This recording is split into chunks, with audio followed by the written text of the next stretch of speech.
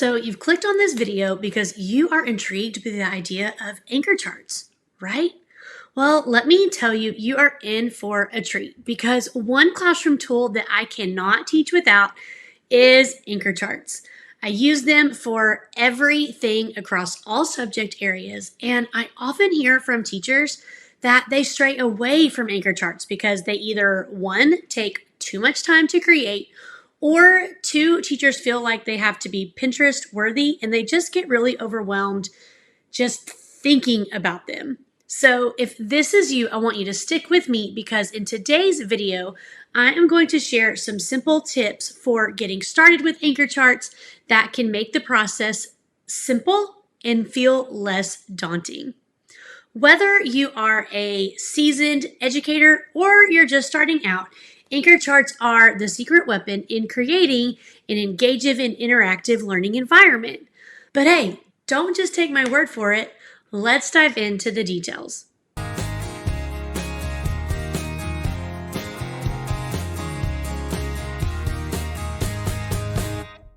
First, let's chat about what anchor charts are. Anchor charts are large posters created during a lesson as a visual tool to highlight information from a concept, skill, or lesson being taught. They contain text and pictures to help our students retain the information we are wanting them to learn. They can be used to show strategies, vocabulary, and procedures. They can also be interactive, which allows students to add information to the chart that is being created. We should use anchor charts because they serve as a powerful visual aid that can support our learners in several different ways. First, anchor charts help make abstract concepts more concrete by providing a visual representation that our students can refer back to whenever they need. Anchor charts can also promote student engagement and allow them to make connections to what they're learning. Anchor charts should be created together as a class, and it's okay to create the outline ahead of time, but all of the key information should be added together. When we can involve our students in the anchor chart making process, it helps foster a sense of ownership and connection to the concept that they are learning. They also provide a reference point for students to look back on when needed. All of my guided math units start out by creating an anchor chart together. There are whole group templates, but there's also a student version so that as we can create the anchor chart together, kids are creating the same anchor chart in their journal too, and they can refer back to it during independent work and during math stations. Getting started with anchor charts doesn't have to be overwhelming. You only need 4 simple materials to help get you going. Now, first you're going to need an anchor chart pad. There are lots of different options out there, from blank paper to lined to grid paper. My personal favorite are these sticky easel pads made by Post-it, and I love these because of the sticky back. I can stick them onto any surface in my classroom. They come in a blank and a lined option, but they can be pretty pricey. An affordable alternative are the School Smart chart tablets. They come on a coil ring, and they also have blank and lined options. I personally feel like the Post-it easel pads have a thicker type paper, but both are great classroom options. You're also going to need anchor chart markers. Who doesn't love fresh new markers, right? Mr. Sketch and Sharpie are great options. Mr. Sketch is going to have more of a chisel tip, plus they smell really good. And Sharpie is going to be more of a bullet point with a vibrant color. Of course, Crayola markers work just as well. Now, if you're like me, I personally like to use pre-made titles and headings. I use Bright Astro Brights paper to help different parts of the anchor chart stand out. One tip I do recommend is that if your handwriting is anything like mine, maybe you want to use pencil first. I cannot tell you how many times I've started to write something out with a marker and I either write crooked or the text is way too big and it won't fit and I have to start all over again. So try to outline what you're writing with pencil first. Once you have all of your materials, you're ready to get started. The first thing you want to think about is starting with a clear focus. What is the objective and what is the purpose that this anchor chart is for?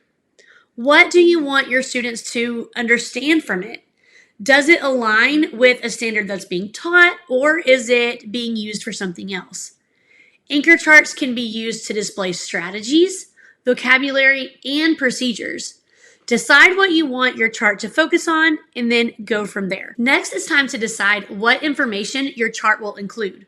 Remember, all of your anchor charts should be student focused and the information added to them should be done together as a class.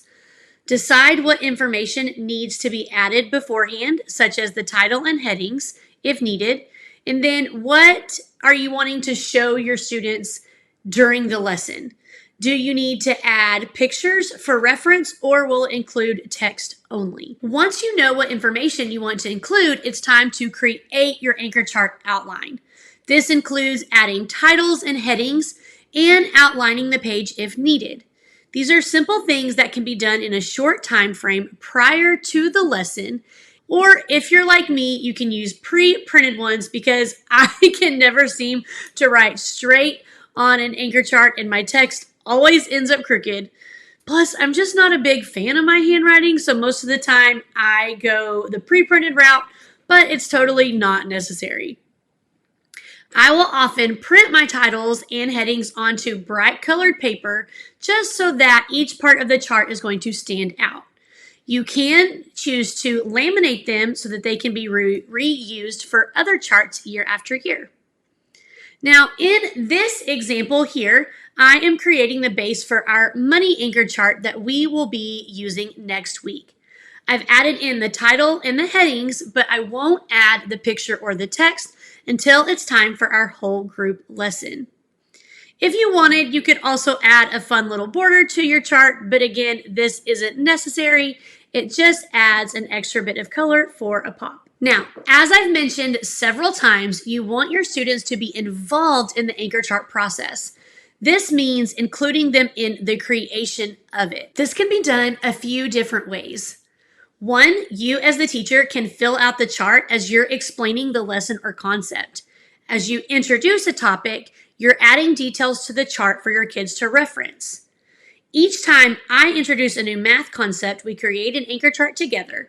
And as I'm explaining the new skills being taught, my kids are creating a miniature version of the same anchor chart in their math journals. Another way that you can do this is for students to provide you with the details and you add them to the chart. You are recording what the students say directly onto your anchor chart tablet.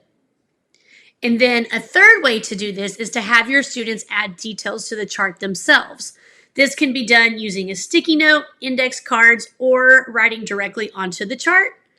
I'm going to share more information about how to make them more interactive in our next video. But the key here is to involve your students in the process.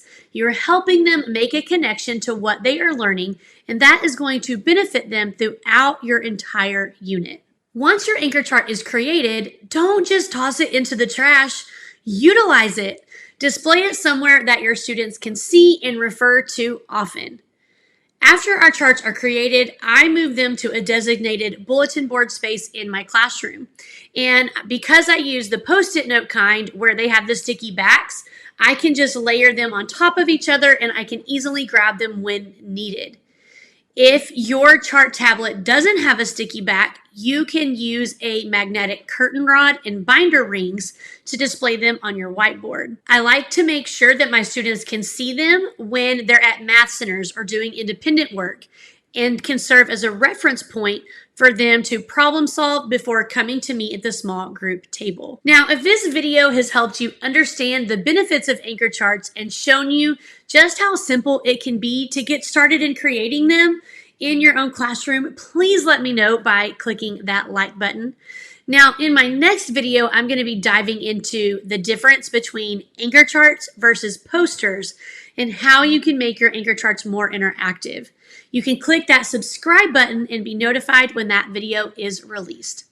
As always, I've dropped some helpful links in the description, including my favorite anchor chart supplies in my Amazon storefront.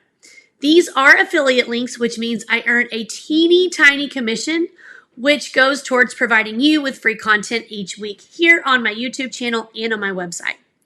You'll also find a link to a blog post with more information and helpful resources to help you get started with Anchor charts. Drop me a comment if you have any questions, and I will see you guys in the next video. Bye!